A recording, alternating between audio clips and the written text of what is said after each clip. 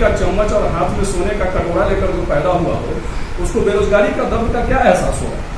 और ये बता दें तेजस्वी यादव कि जब 15 साल का उनका शासन था, उनके माता पिता का, माननीय लालू जी, मुद्दा यदि बनता है तो उसमें कोई बुराई नहीं है। आज पहली बार ऐसा मौका आया था जब 2018 में मैं 2019 का इलेक्शन जब हम लोग लड़ने जा रहे थे, तो 2018 में पहली बार हम लोगों ने चुनावी मुद्दा बनाया था बेरोजगारी को। पहली पार्टी है राजपा, बिहार की राष्ट्रीय जन विकास पार्टी पहली पार्टी है बिहार की जिसने कि बेरोजगारी के मुद्दे को चुनावी मुद्दा बनाया था। उसके बाद से ही आप देखेंगे कि कांग्रेस पार्टी के जो तत्कालीन अध्यक्ष थे राहुल गांधी जी ने, उन्होंने भी जो है सो बेरोजगारी का मुद्दा को एक्सेप्ट किया था, और उसका नतीजा ये हुआ था कि उन्होंने जो है राजस्थान में, मध्य प्रदेश में और छत्तीसगढ़ में जीत दर्ज की थी। इस चमत्कार को तेजस्वी यादव ने देखा और तेजस्वी यादव को ये लगा कि अगर इस मुद्दे को हम लॉन्च करते हैं या इस मुद्दे को उठाते हैं, लेकर के आगे बढ़ते हैं, तो निश्चित रूप से हमें भी सफलता प्राप्त हो सकती है। ऐसा सोच करके उन्होंने इस मुद्दे को जो है सो हाईजैक कर लिया, हमारे इस मुद्दे को जो है उन्होंने हाईजैक कर लिया और आज बेरोजगारी की मैंने और बेरोजगारों के हित की बात करते हैं। मैं ये कहना चाहता हूँ कि जो व्यक्ति चांदी का चम्मच और सोने का कटोरा लेकर के पैदा हुआ है, उसे बेरोजगारों का और बेरोजगारी का क्या पता है। 1990 से लेकर के 2005 तक का जो शासनकाल था, लालू राबड़ी जी का जो शासनकाल था, उस दौरान कितने लोगों को रोजगार दिया गया। इतना ही नहीं, ये छोड़ दीजिए, वो कह सकते हैं कि वो हमारे माता पिता का शासन था। मैं ये पूछना चाहता हूँ कि 2015 में जो नीतीश जी के साथ इन्होंने 22 महीने की सरकार बनाई थी, उस समय ये नेता प्रतिपक्ष तेजस्वी यादव भी डिप्टी सीएम हुआ करते थे। उस 22 महीने के दौरान कितने लोगों को रोजगार दिया था। क्या उस समय इनको ये समझ में नहीं आता था कि बेरोजगारों की लंबी फौज है और इन बेरोजगारों को रोजगार की ज़रूरत है। आज इनको बेरोजगारी का मुद्दा मिला है और ये जो है सो आज बेरोजगारों के हित की बात करना शुरू कर दिए हैं।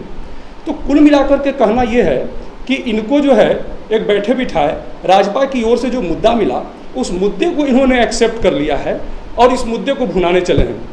मैं एक सवाल और पूछना चाहता हूँ नेता प्रतिपक्ष तेजस्वी यादव से, आपके माध्यम से मैं एक सवाल और पूछना चाहता हूँ कि वे बतावेंगे कि 10 लाख जो रोजगार देने की बात कर रहे हैं वो किस प्रकार से।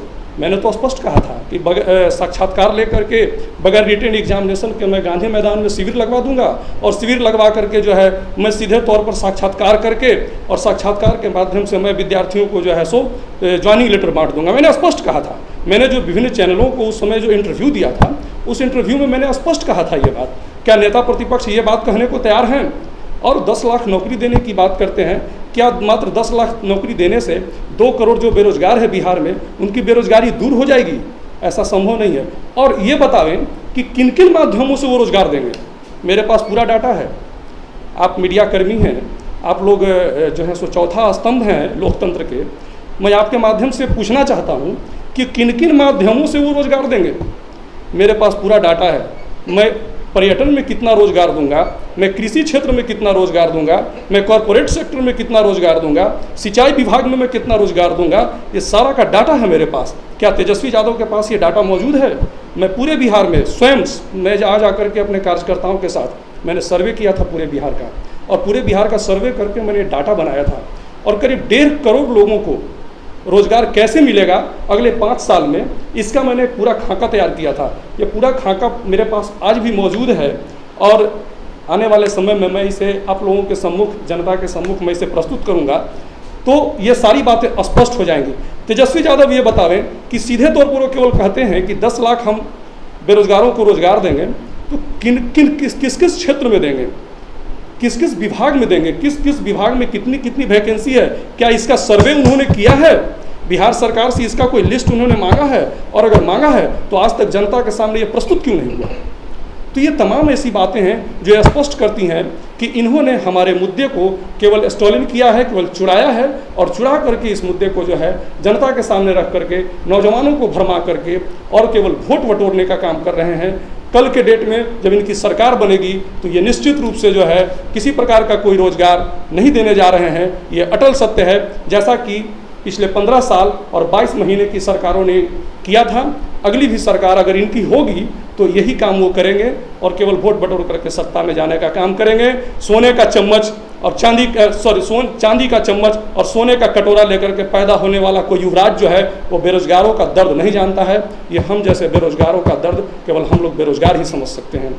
इसलिए मैं स्पष्ट तौर पर कहना चाहता हूँ कि नेता प्रतिपक्ष तेजस्वी यादव जो हैं इस प्रकार की हरकतों से मैं कहता हूँ कि बाज आवे वो।